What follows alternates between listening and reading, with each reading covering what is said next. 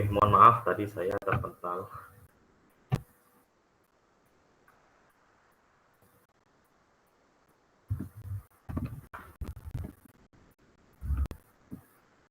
Baik, kita lanjutkan ya. Tadi kita sampai pada poin C.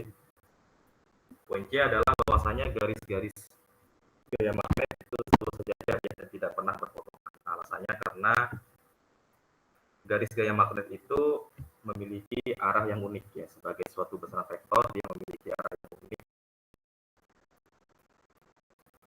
Jadi kalau berdasarkan ilustrasi yang tadi juga, di sini kita akan dapatkan bahwasanya tidak pernah ada di satu titik itu yang garisnya berpotongan. Ya. Karena kalau berpotongan, misalkan seperti ini, maka pada satu titik, yaitu di titik potongnya, akan ada dua arah ya. Dan itu tidak bisa ya, tidak memungkinkan. Sehingga garis-garis gaya magnet itu akan selalu sejajar dan tidak pernah berpotongan antara satu dengan yang lainnya. Kemudian poin D, medan magnet bumi berasal dari magnet permanen inti dalam bumi. Ini pernyataannya salah. Kita tahu bahwasanya lapisan bumi itu ada mantel, kemudian ada inti. Inti sendiri dibagi jadi inti dalam dan juga ada inti luar. Inti dalam itu cenderung bersifat padat, kemudian inti luarnya itu cenderung bersifat cair ya, atau liquid. Nah, sifat medan magnet bumi itu justru disebabkan oleh pergerakan dari inti bagian luar bumi ya, atau inti luar bumi. Inti luar bumi yang sifatnya cair, dia terdiri dari logam-logam ya, dan juga ion-ionnya. Nah, kita tahu bahwasanya gerakan dari ion-ion itu kan akan menghasilkan arus pusar ya. Nah, arus listrik di situ, gerakan dari ion-ion tadi, itu akan menimbulkan medan magnet. Nah, dari situlah asal dari medan magnet bumi atau disebut sebagai magnetosfer. Yang fungsinya di situ adalah untuk menangkal partikel yang bermuatan yang berenergi ya, yang asalnya dari luar angkasa, dari kosmik, misalkan dari matahari ya, dan lain sebagainya. Kemudian yang E, sebuah muatan diam akan mengalami gaya magnet jika berada dalam sebuah medan magnet. Ini pernyataan yang salah. Jadi gaya magnet yang bekerja pada sebuah muatan itu berlaku jika muatannya bergerak ya. Jadi misalkan ada muatan tapi dia diam dalam medan magnet, berarti dia tidak mengalami tidak mengalami gaya magnet ya. Begitu pula untuk muatan yang gerakannya sejajar ya, itu tidak mengalami gaya magnet ya. Kemudian poin F, poin terakhir, arah gaya magnet yang bekerja pada muatan searah dengan medan magnetnya. Ini juga salah ya. Jadi arah gaya magnet itu selalu tegak lurus terhadap arah medan maupun terhadap arah dari muatan tersebut mengikuti kaidah tangan kanan. Oh sorry, satu lagi ya, poin terakhir, magnet pada muatan negatif itu berlawanan dengan arah gaya magnet pada muatan positif dalam medan magnet yang sama. Ini betul ya. Jadi arah gaya positif dan negatif itu berlawanan ya. Kalau muatan positif kita bisa gunakan aturan tangan kanan. Kalau untuk muatan negatif kita bisa pakai tangan kiri ya. Untuk memudahkan kita menentukan arah dari gaya magnet yang bekerja pada muatan tersebut. Oke, itu untuk soal pertama ya. Kemudian untuk yang kedua, di sini cahayanya mampu memahami konsep gerak muatan dalam pengaruh medan magnet. Oke, ada 3 partikel subatom, yaitu proton, elektron, dan juga neutron. Proton bermuatan positif, elektron negatif, neutron negatif. Ketiganya bergerak dalam sebuah medan magnet yang homogen. Ketiga ketiganya bergerak lurus dalam arah yang sama dari kiri ke kanan dengan kecepatan yang juga sama. Asumsikan medan magnet arahnya keluar bidang kertas. Bagaimana bentuk lintasan gerak ketiganya setelah memasuki medan magnet? Ini terkait dengan arah gerak dari muatan ya. Di sini harapannya nanti kalian bisa memastikan bahwa tiap mahasiswa TPB itu bisa menggunakan aturan tangan kanan dengan betul ya. Di kelas saya di TPB 48 ya, itu masih ada beberapa mahasiswa yang kebingungan untuk mengimplementasikan aturan tangan kanan ya. Meskipun sudah diberikan contoh nyata, itu kadang mereka masih bingung ya. Jadi ini sebetulnya trikinya itu di situ ya, yaitu memberikan pemahaman kepada mahasiswa. Kalau konsep saya kira kalian sudah tahu semua. Ini adalah ilustrasinya.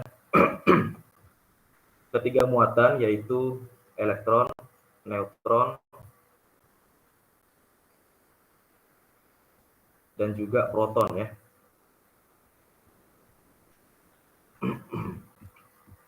Bergerak ke arah kanan. Oke, kita aturan tangan kanan ya untuk proton. Jadi gerakannya ke arah kanan. Oh ya, aturan tangan kanan itu kan menggunakan ibu jari, kemudian 4 jari sama arah telapak kanan, arah telapak tangan ya. Jadi ibu jari di sini itu menandakan atau mewakili arah dari gerakan atau kecepatan ya. Kemudian sisa jari 4 lainnya itu adalah arah dari medan magnet. Lalu arah gaya magnet itu adalah arah normal dari telapak tangan ya. Jadi pada case ini arahnya ke kanan, kemudian arah medannya keluar bidang kertas ya, yang ditunjukkan oleh 4 jari sisanya tadi. Maka arah gaya dari proton, arah gaya magnet pada proton itu mengarah ke bawah ya. Sehingga ketika proton memasuki medan magnet ya, ketika pertama kali masuk medan magnet dia akan mengalami gaya ke bawah. Karena dia menerima gaya ke bawah, maka ada percepatan ke arah bawah ya. Sehingga komponen vektor kecepatannya nanti akan berubah ya. Menjadi seperti ini ya. Arah kecepatannya seperti ini. Ya. Nah, ketika di posisi ini, kalau kita gunakan aturan tangan kanan yang baru, maka arah gayanya sekarang ke sini ya. Kemudian karena arah gayanya ke sini, maka dia kemudian akan muncul resultan vektor kecepatan yang baru ya. Sehingga gerakannya seperti ini. Jadi ketika dia masuk medan magnet, gerakannya akan melengkung membentuk busur lingkaran. Kalau medan magnetnya luas, berarti nanti dia bisa membentuk satu lingkaran penuh ya. Jadi ketika dia masuk medan magnet, nanti dia akan muter-muter gitu ya, akan rotasi. Nah, gaya magnet di sini itulah yang menyebabkan dia berbentuk lingkaran tadi kan. Sehingga gaya magnet di sini yang dia berfungsi sebagai gaya sentripetal, gaya yang menjaga agar dia bisa bergerak bentuk lintasan lingkaran. Seperti itu. Ini untuk proton. Ini adalah aturan tangan kanan yang pertama ya. Disingkat RHR1. Nanti ada RHR2. Lalu untuk elektron itu kebalikannya. Kalian bisa pakai aturan tangan kanan, tapi arah gayanya yaitu arah punggung tangan ya, punggung telapak tangan. Atau bisa juga menggunakan tangan kiri, sama saja ya. Kalau pakai tangan kiri berarti arah gayanya itu adalah arah normal dari telapak tangan kiri ya. Oke. Sederhananya di sini elektron berarti arah gayanya yaitu perlawanan dari proton ya, arah gaya magnetnya itu ke atas ya. Sehingga gerakannya membentuk lintasan busur lingkaran yang mengarah ke arah atas ya. Sementara untuk neutron, karena dia tidak bermuatan, sesuai pernyataan di soal 1, partikel yang tidak bermuatan dia tidak mengalami gaya magnet ya. Jadi di dalam medan magnet dia bisa bergerak lurus ya, tanpa ada gaya yang bekerja padanya. Jadi gerakannya lurus ke kanan ya, keluar magnet. Jadi seperti itu ya, terkait dengan arah muatan dan magnet. penjelasannya bisa dibaca nanti ya di PDF yang sudah kami share ya di Drive. Kemudian soal ketiga, capaian pembelajarannya mampu memahami konsep gaya Lorentz pada kawat berarus ya. Di sini ada sebuah kumparan ya. Ini adalah contoh dari ilustrasi motor listrik sederhana ya. Jadi kita tahu bahwasanya sebuah kawat yang dialiri listrik itu dalam sebuah medan magnet akan mengalami gaya ya, yang dikenal sebagai gaya Lorentz. Meskipun dalam beberapa referensi gaya Lorentz itu sebetulnya tidak hanya gaya magnet ya, tapi gabungan antara gaya listrik dan juga gaya magnet ya, atau gaya elektromagnet. Namun untuk case ini yang kita pelajari karena khusus medan magnet, jadi boleh kita sebut sebagai gaya Lorentz ya. Seperti halnya muatan yang muatan bergerak dalam medan magnet mengalami gaya magnet, begitu pula dengan kawat berarus ya. Karena arus listrik sebetulnya adalah muatan yang bergerak gitu ya. Nah, hal ini yang kemudian jadi dasar dari prinsip kerja sebuah motor listrik ya. Coba perhatikan gambar di bawah. Di sini ada kumparan, satu lilitan saja. Arah arusnya mengalir dari sisi kiri ke sisi kanan. Kalau kita lihat di sini, di sisi satu itu arah arusnya ke atas ya, atau ke arah sumbu Y positif. Sementara pada sisi 2 arah arusnya ke sumbu Y negatif atau ke arah bawah. Coba analisis arah dari gaya Lorentz pada sisi 1 dan juga sisi 2 di sini. Kemudian prediksi arah putaran dari kumparan tersebut kemana. Kemudian jika arus listriknya dibalik, apa yang akan terjadi?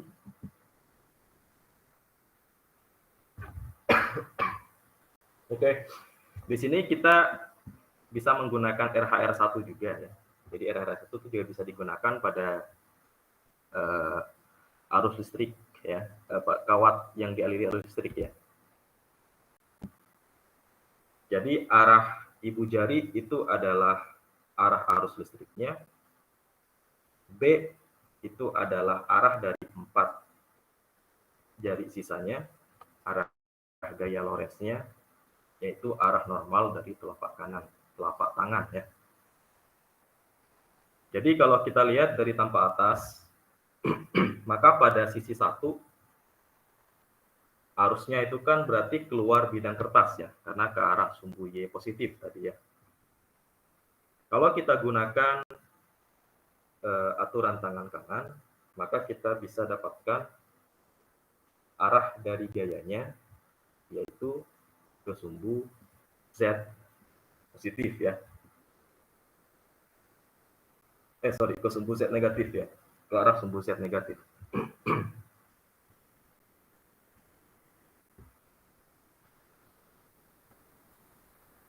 Ke arah sumbu Z negatif. Sementara kebalikannya pada sisi 2 ya, pada sisi 2 di mana arah arus listriknya itu mengalir ke sumbu Y negatif ya, atau ke arah bawah, maka arah gayanya itu ke arah sumbu Z. Ini saya kebalik, sorry. Ini kartesiusnya keliru tadi, Z-nya. Maka pada sisi 2 arah gayanya itu adalah ke sumbu Z positif ya, ke arah sumbu Z positif. Nah, kalau kita lihat pada sisi 1 dan sisi 2 itu ternyata arahnya sama besar tapi berlawanan arah ya kan. Di pelajaran fisika dasar 1 ya, di mekanika khususnya di bab torsi atau gerak rotasi ya, ada yang namanya momen Koppel ya. Momen Koppel itu adalah pasangan momen gaya atau pasangan torsi yang bekerja pada sebuah objek ya. Kalau kita lihat di sini, ini adalah aksisnya ya, atau sumbu rotasinya. Gayanya sama besar, karena sama besar berarti hukum Newton Z sigma F-nya sama dengan 0 gitu ya, nggak ada gerakan translasi. Namun untuk rotasinya itu tidak sama dengan 0 ya, untuk momen gayanya atau torsinya tidak sama dengan 0. Karena kalau kita lihat arah dari torsi kedua gaya ini, arahnya sama ya, arahnya sama. Kemana? Ke sumbu Y negatif ya. Nah, oleh sebab itu di sini tadi pertanyaannya tadi sudah ya, gaya Lorentz pada sisi 1 dan juga sisi 2 sudah terjawab. Kemudian ke arah mana putaran dari kumparan? Maka arah putaran dari kumparan itu akan sesuai dengan arah momen kopelnya ya. Arah momen kopelnya tadi kemana? Arah momen kopelnya itu adalah ke sumbu Y negatif ya. Ini bisa gunakan RHR kedua ya, tag handle kedua. Tag handle kedua itu arah perkalian vektor itu sesuai dengan 4 jari. Kemudian arah dari hasil perkalian vektornya, arahnya itu adalah arah ibu jari. Di sini perkalian vektornya, kalau torsi itu kan adalah R cross F ya. Ini adalah lengannya, ini adalah gayanya. Jadi hasil perkalian vektornya arahnya yaitu ke arah sumbu Y negatif ya. Jadi seperti itu. Kemudian jika dibalik arusnya bagaimana? Ya kalau dibalik berarti arah dari putarannya itu juga akan terbalik ya. Jadi arah putarannya akan mengarah ke sumbu Y positif ya. Begitu pula dengan gaya pada masing-masing sisi ya, sisi 1 dan juga sisi 2 itu juga akan berlawanan. Jadi seperti itu ya untuk gaya Lorentz pada kawat berarus ya. Oke, itu dari soal 1 sampai 3 ada pertanyaan? Mudah ya sebetulnya ya soal konsep. Kalau tidak ada, maka saya cukupkan untuk bagian 1 sampai 3. Selanjutnya akan dilanjutkan oleh Pak Ahmad. Silakan Bapak. Baik, terima kasih Pak Ilham. Saya ingin share sedikit dulu. Selanjutnya saya akan membahas untuk soal nomor 4 sampai nomor 6. Ini mohon maaf karena saya lupa bawa drawing pad, jadi mungkin penjelasannya hanya visual aja gitu. Jadi nggak dicoret-coret. Tapi harusnya untuk soal 4 sampai 6 ini tidak terlalu sulit ya. Karena setelah saya cek dengan materi memang untuk gaya Lorentz ini hanya sebatas pada penggunaan rumus aja. Jadi ternyata tidak sampai ke perkalian silang dan sebagainya untuk 2B. Untuk yang soal nomor 4 ini diketahui ada sebuah partikel bermuatan positif yang muatannya besarnya adalah 2 kali 10 pangkat min 6 Coulomb, kemudian bergerak dengan kecepatan 3 kali 10 pangkat 4 meter per sekon dalam medan magnet seragam sebesar 0,5 Tesla. Kemudian arah kecepatan partikel tegak lurus terhadap medan magnet, yang diminta adalah besar gaya Lorentz yang bekerja pada partikel tersebut. Nah ini berarti simpel ya, kita hanya perlu menggunakan persamaan Q V dikalikan B sin theta untuk besarnya, kan harusnya Q dikalikan dengan V cross B. Nah tapi karena di sini yang ditanyakan hanya besarnya saja, maka kita bisa menggunakan Q VB sin theta, di mana semua parameternya sudah diketahui. Q-nya 2 kali 10 pangkat min 6, V-nya 3 kali 10 pangkat 4, B-nya 0,5, dan theta-nya adalah 90, karena tadi diketahui bahwa arahnya tegak lurus, arah antara gerak partikel dengan medan magnetnya tegak lurus. Maka tinggal kita kalikan saja, kita akan dapatkan nilai sebesar 3 kali 10 pangkat min 2 atau 0,03 Newton. Itu untuk soal yang nomor 4.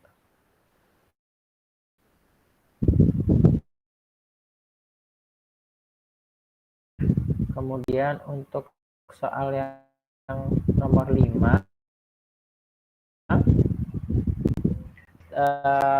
level kerumitannya satu tingkat lebih tinggi dibandingkan soal nomor 4, di mana di sini ada kawat berarus yang disusun sedemikian rupa sehingga dia punya dua segmen yang posisinya diatur supaya gaya Lorentz-nya masing-masing segmen searah.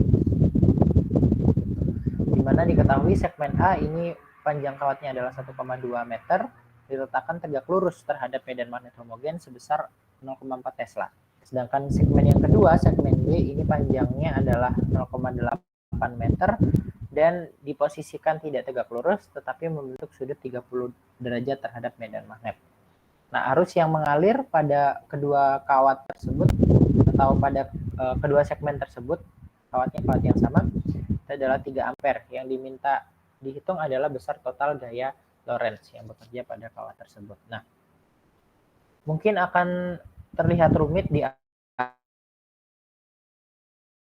awal kalau kita tadi sudah di state di awal bahwa posisi dari kedua segmen tersebut sudah diatur sedemikian rupa sehingga gaya Lorentz-nya akan searah. Jadi nanti konsepnya seperti resultan gaya aja, kita tinggal jumlahkan saja karena sudah diketahui bahwa hasil gayanya sudah pasti searah. Kita tidak perlu mencari arahnya. Nah, sama kita sekarang beralih ke persamaan untuk gaya Lorentz pada kawat berarus, yaitu F sama dengan I dikali L dikali B sin theta, di mana I adalah kawat arus, L adalah panjang dari kawat berarusnya. Kita hitung satu-satu pada setiap segmen. Pada segmen A tadi I-nya sama 3 ampere, L-nya 1,2 meter, kemudian B-nya 0,4 sama, di mana diletakkan tegak lurus, artinya tetanya 90 derajat. Kalau kita hitung, hasilnya adalah 1,44 Newton.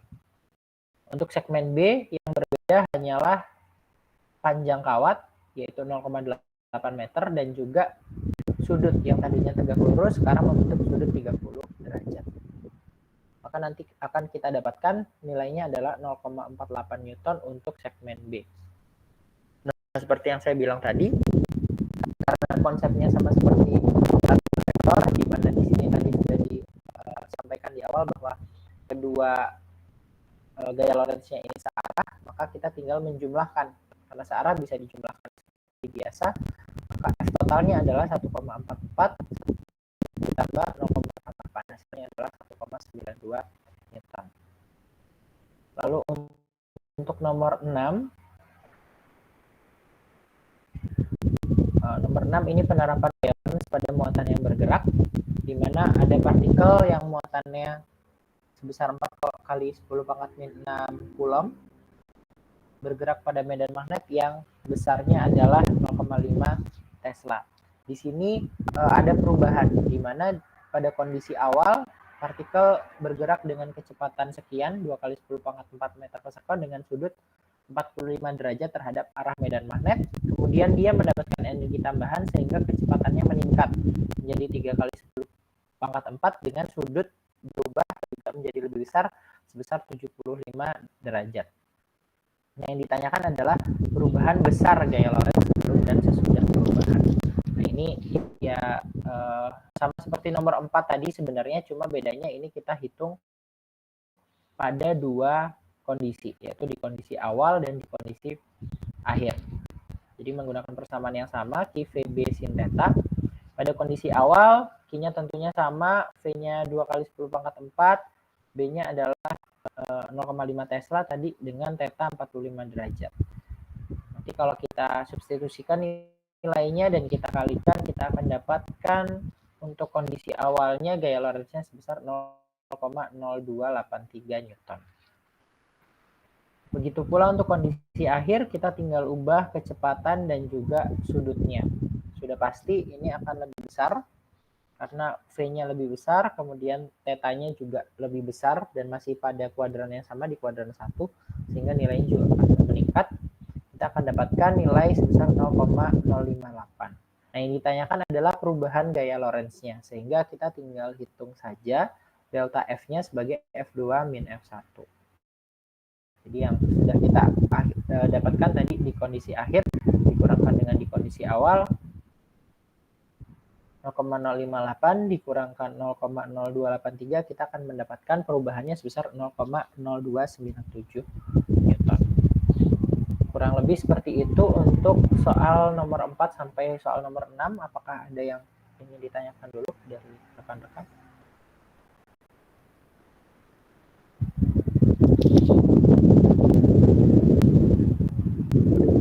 Atau cukup? Oke. Terima kasih. Mungkin saya kembalikan lagi ke Pak Ilham. Terima kasih Pak Ilham. Oke, terima kasih Pak Ahmad dan juga kepada rekan-rekan asisten di sini ya. Jadi tadi untuk pembahasan soal 1 sampai 6 seperti itu. Untuk rekamannya nanti akan dibagikan, untuk soal dan juga solusinya nanti sudah diupload sebetulnya ya dari kemarin. Jadi silakan kalian cek di sana. Semoga nanti apa yang sudah kami sampaikan bisa tersampaikan dengan baik juga kepada mahasiswa tutorial ya. Terima kasih sekali lagi. Saya akhiri. Assalamualaikum warahmatullahi wabarakatuh. Selamat pagi semuanya. Waalaikumsalam. Terima kasih Pak. Terima kasih ya Pak.